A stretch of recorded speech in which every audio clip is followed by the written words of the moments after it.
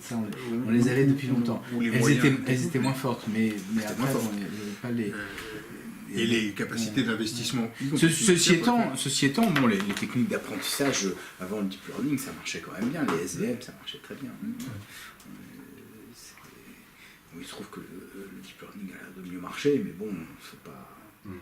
Donc voilà, l'agenda économique, notamment, joue beaucoup, hein, mais on pourrait le dire sur l'Internet. Hein, le moment du succès de l'Internet est un moment... est un moment intéressant parce que sur le marché des propositions technologiques, il y avait beaucoup d'autres propositions, notamment en Europe, qui terme à terme, au regard de ce qu'on imaginait devoir être les usages à l'époque, évidemment à tort, mais paraissaient nettement meilleures, beaucoup plus performantes, etc. Il y avait plein de... Et à cette époque-là, à un moment, Microsoft sort son réseau, tout le monde dit « Ah là, c'est la fin d'Internet, Microsoft ils sont tellement puissants. Et 6 mois plus tard, on n'en parlait plus. C'était mort. Internet avait gagné cette bataille, on avait l'impression sans la livrer vraiment, et probablement parce que justement, c'était pas du tout une comparaison technique qui s'était produite.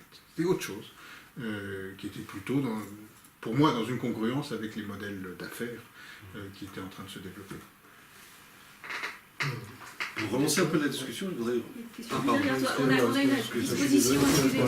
Qu'est-ce qui va rester en fait, vous me posez à vous deux la question, qu'est-ce qui va rester comme attitude finalement aux opérateurs et aux managers finalement dans les organisations? Dans la mesure où, d'après ce que j'ai compris, donc l'IA prend de plus en plus de poids, pour autant les systèmes d'armes, on fait en sorte que la décision reste au bonhomme, mais dans les autres systèmes qui ne sont pas en lien avec le risque létal, est-ce qu'on peut avoir des systèmes qui vont être très très prédictifs, où toutes les données vont être traitées par des algorithmes qui vont dire il faut aller dans ce sens-là, et du coup qu'est-ce qui resterait finalement comme autonomie, comme élément de décision à nos entreprises? Moi, à titre personnel, je pense qu'il y a plein de marges de décision et que c'est un mythe l'idée que tout est autonome. Mais bon, déjà, si on prend l'exemple militaire, les armes autonomes, c'est une fiction. Ouais, ça ne peut pas exister.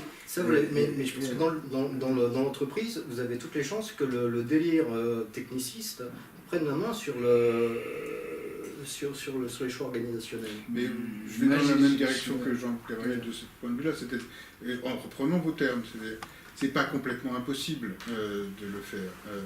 Mais si les entreprises le décident, certaines vont le faire. Est-ce que c'est une bonne idée?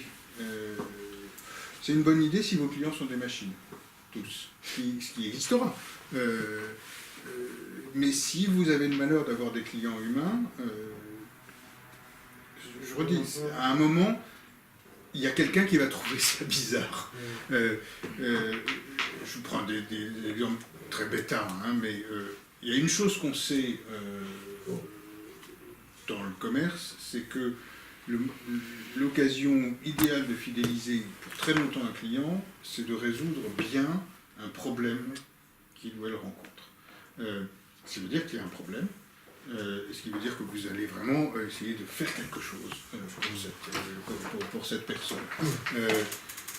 Et bien souvent, l'une des manières de vraiment créer cette fidélité, c'est de dire « je ne devrais pas, mais moi je vais faire ça pour vous ». Ce qui est, en gros, non pas ce qu'une IA ne peut pas faire, parce qu'on peut très bien la programmer pour faire ça, mais ce qu'une machine organisationnelle n'est pas armée pour faire. Une machine organisationnelle, et c'est ce qu'on sent, appelez un call center et voyez-là à l'œuvre, ou entendez-là à l'œuvre. On voit bien ça, pour autant justement, ça pue la qualité de service, elle n'y est plus de toute façon. Et ils s'en foutent complètement, que ce soit tous les opérateurs téléphoniques, ils s'en foutent, mais je prétends que c'est irrationnel, c'est-à-dire que d'un point de vue productivité, au sens où la productivité, on oublie souvent que c'est un rapport, et donc en haut, il y a la création de valeur, et en bas, il y a des coûts, et donc que l'augmentation de la productivité peut passer par la valeur ou par la non-destruction de valeur. De ce point de vue-là, c'est une décision étrange. Et donc, si la décision stratégique est prise d'une entreprise qui considère qu'elle pourra disposer d'outils pour le faire, mais si elle a des clients humains, ça produira des résultats étranges. Et donc je ne pense pas du tout, effectivement, comme toi, qu'il y a une espèce de marche irréversible de prise en main par des IA qui donc du coup seraient un peu conscientes d'elles-mêmes et qui petit à petit... Il y a un très bon article de recherche que vous devriez aller voir qui ne s'applique pas directement à vous mais qui est très très intéressant qui s'appelle... donc c'est un article qui avait été présenté à la conférence CHI, Computer Human Interface, CAI, voilà, de Paris en 2013 et qui est un article présenté par 4 chercheurs qui disent non mais en fait on est des robots venus du futur donc depuis 2082 et on vient vous remercier, vous la communauté des chercheurs en interface homme-machine d'avoir préparé l'humanité pour son asservissement par les robots. Et on vient en 2013 parce que de toute façon c'est trop tard, donc on peut venir vous remercier, vous pouvez faire ce que vous voulez, c'est foutu. Et donc après, l'article est une rétrospective de ce qu'ont fait les chercheurs, et au fond, c'est une rétrospective de la manière dont les chercheurs ont travaillé justement sur une familiarisation, sur cette fameuse idée de Mark Weiser de la disparition de la technologie, que reprend actuellement Randindi, et qui est à mon avis une très mauvaise idée personnellement, parce que justement elle va à l'encontre de la lisibilité de la technologie, sur des formes de familiarisation. Et elle dit, il y a même ce discours à un moment qui dit, à des moments c'était formidable parce que vous avez réussi à transmettre des tâches routinières aux humains pour nous permettre pour nous libérer du temps pour nous consacrer à des tâches plus enrichissantes, ce qui est exactement le contraire de ce qu'on dit en général, mais qui est évidemment ce qu'on fait dans les fermes à clics par exemple, hein. Et bon, vous voyez, c'est évidemment une provocation, mais c'est une provocation qui dit ouais, si nous on prend la décision de faire ça, on est en train de se doter des outils qui nous permettent à peu près de le faire dans des conditions de température et de pression. Il n'y a aucune raison que ce soit la seule direction possible, et certainement pas la technologie toute seule produisant ça, à mon avis. Tout petit bémol, il y a certains systèmes aujourd'hui qui existent où il n'y a plus aucun humain. Non mais bien sûr, et c'est tout à fait il y a possible. des locations de voitures par exemple en Scandinavie où on loue la voiture, on la prend, on la rend et il n'y a aucune personne dans tout le circuit. Je sais bien. Ouais mais ça, moi c'est marrant parce que... Et j'ai vu les clients qui Ouais, étaient très contents. Ouais, ça marche, Surtout que ça marche. ouais, mais jusqu'à un certain point parce que... Enfin, Qu'est-ce c'est là où je pense que quelquefois, quand j'ai dit même des tâches routinières, certaines seront encore occupées par des humains simplement parce qu'on a besoin d'un intercesseur. Et la RATP, il y a très longtemps, avait fait venir des anthropologues pour réfléchir à leur développement, et ils étaient en capacité de supprimer tous les personnels dans les stations. Moi, quand j'étais petit, il y avait des poinçonneurs encore. Progresser. Et aujourd'hui, et après, ils m'ont expliqué qu'ils ont mis l'accent sur le fait que le métro c'était un monde plutonien, un monde souterrain. Et qu'il fallait un intercesseur entre l'extérieur et l'intérieur. Et effectivement, dans les stations de métro, il y a quelqu'un qui ne sert à rien.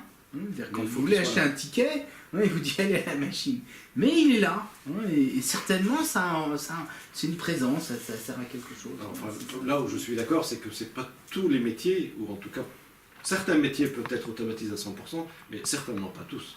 Non, mais c'est même pas seulement ça. C'est que plein de métiers peuvent, dans certaines conditions de température et de pression, être très largement automatisés, mais que ça, en fait, ça repose sur des hypothèses très fortes qu'on ne raconte jamais, sur la nature réelle de ce métier. Je vais prendre l'exemple de la location de voiture. La nature réelle du métier de location de voiture, c'est un métier financier, parce que en fait, vous achetez vos véhicules pas chers, vous les entretenez un petit peu et vous faites un peu d'argent et vous les revendez d'occasion.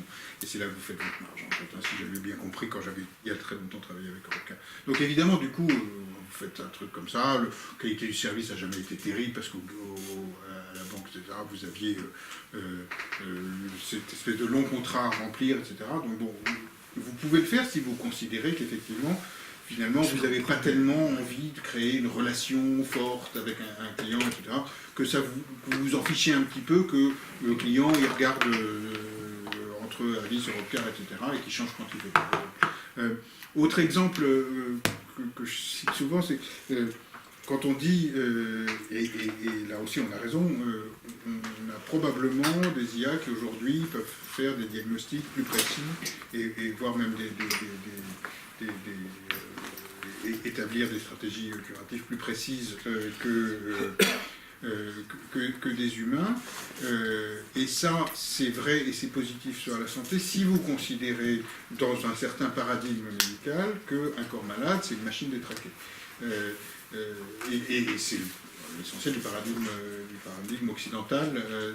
Si vous considérez qu'un corps malade, c'est d'abord un problème de relation, c'est un problème d'être au monde, que ça doit d'abord se traiter par une conversation, etc., d'un coup, ça ne veut pas dire que vous n'allez pas lire.